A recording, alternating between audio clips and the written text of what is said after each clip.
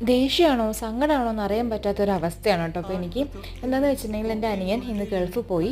അവനെ യാത്രയാക്കാൻ വേണ്ടി നമ്മൾ തലേദിവസം തന്നെ നാടെത്തിയിട്ടുണ്ടായിരുന്നു. അപ്പോൾ അവിടെ എത്തിയപ്പോൾ ഒരുപാട് റിലേറ്റീവ്സും അവൻ്റെ ഫ്രണ്ട്സും ഒക്കെ ഉള്ളതുകൊണ്ട് എനിക്ക് അവനധികം സംസാരിക്കാനൊന്നും കിട്ടിയിട്ടുണ്ടായിരുന്നില്ല കേട്ടോ.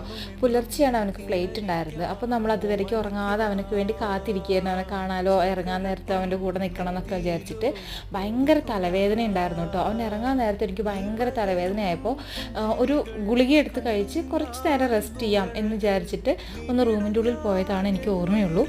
എണിച്ച് നോക്കിയപ്പോൾ നേരം വെളുത്തിട്ടുണ്ടായിരുന്നു കേട്ടോ. എനിക്ക് അവൻ ഇറങ്ങുന്ന സമയത്തൊന്നും അവനെ കാണാൻ പറ്റിയില്ല. ഭയങ്കര വിഷമമായിട്ട് എല്ലാവരോടും എന്നെ വിളിച്ചില്ല എന്ന് ചോദിച്ചപ്പോൾ എല്ലാവരും വന്ന് എന്നെ ഒരുപാട് വിളിച്ചു.